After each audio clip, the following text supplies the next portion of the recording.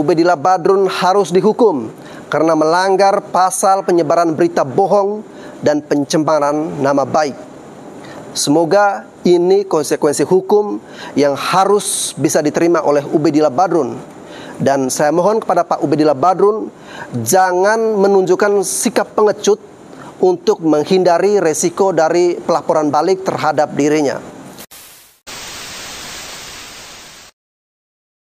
Saya akan tetap mengupas dan mengawasi melalui apa yang bisa saya sampaikan di media sosial terkait perkembangan laporan Ubedillah Badrun terhadap anak-anak presiden.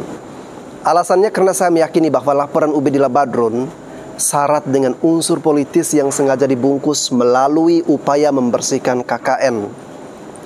Selain itu karena saya merasa Presiden Jokowi sudah melakukan yang terbaik bagi bangsa dan negara. Beliau punya kredibilitas dan integritas yang baik. Maka dengan tegas, saya menolak segala upaya jahat yang dengan sengaja untuk melecehkan dan menjatuhkan nama baik beliau. Saya meyakini bahwa anak-anak presiden tidak mungkin mengambil atau merugikan uang negara. Karena laporan Ubedillah Badrun itu adalah sebuah kejadian lampau di mana anak-anak presiden saat itu tidak menjabat sebagai aparatur negara. Saya yakin teman-teman pasti sudah paham dengan kronologis kejadian dari laporan Ubedillah Badrun ke KPK. Jadi saya di sini tidak perlu menjelaskan secara berulang-ulang lagi. Kali ini saya mau menyampaikan kabar perkembangan terbaru dari pelaporan Ubedillah Badrun.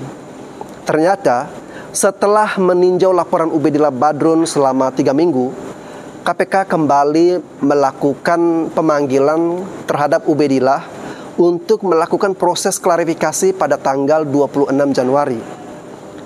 Makanya saya setuju dengan apa yang disampaikan oleh Pak Petrus Loyani, bahwa ternyata KPK mengalami keraguan-raguan untuk melakukan proses penyelidikan laporan Ubedillah Badrun. Karena KPK sudah melakukan proses verifikasi laporan Ubedillah dengan waktu 3 minggu. Namun Ubedillah dipanggil lagi untuk proses klarifikasi. Ini artinya proses yang dilakukan oleh KPK itu bertele-tele. Kenapa bertele-tele? Karena laporan Ubedillah Badrun memang tidak memiliki bukti permulaan yang cukup kuat. Bukti-bukti laporan Ubedillah Badrun itu lemah karena berdasarkan unsur interpretasi berupa dugaan dan asumsi. Seandainya Ubedillah Badrun memiliki bukti permulaan yang kuat, KPK seharusnya tidak perlu lagi memanggil Ubedillah Badrun hanya untuk melakukan klarifikasi, tinggal melakukan proses penyelidikan saja. Tapi karena KPK menjadi ragu dan gamang, sehingga KPK harus memanggil lagi Ubedillah Badrun untuk klarifikasi. Selain itu, Ubedillah Badrun sendiri setelah klarifikasi, dia mengatakan bahwa proses pembuktian lanjutan oleh KPK itu membutuhkan waktu tak sebentar. Artinya, KPK butuh waktu yang lama untuk mendalami dan menggali dari satu keganjilan-keganjilan yang lain dari hasil interpretasi Ubedillah Badrun. Walaupun lama, Ubedillah Badrun merasakan kebahagiaan. Paling tidak, hasil interpretasinya berhasil meyakinkan KPK untuk melakukan proses penyelidikan. Badrun mengatakan kita harus sabar menunggu proses ini. Kita tidak boleh menyalahkan KPK. Bagaimanapun KPK menghormati laporan dari Ubedillah Badrun. KPK harus menerapkan prinsip asas kesamaan di mata hukum.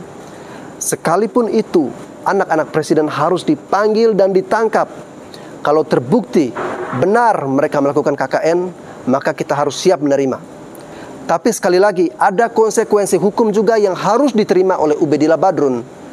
Jika tidak terbukti, jangan berlindung mencari aman dan tidak mau menerima risiko. Bila tidak terbukti, Ubedillah Badrun harus dihukum karena melanggar pasal penyebaran berita bohong dan pencemaran nama baik. Semoga ini konsekuensi hukum yang harus bisa diterima oleh Ubedillah Badrun.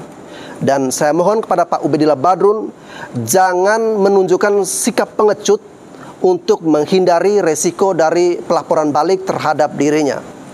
Oke, saya Bas dan Sebo, sekian dan terima kasih.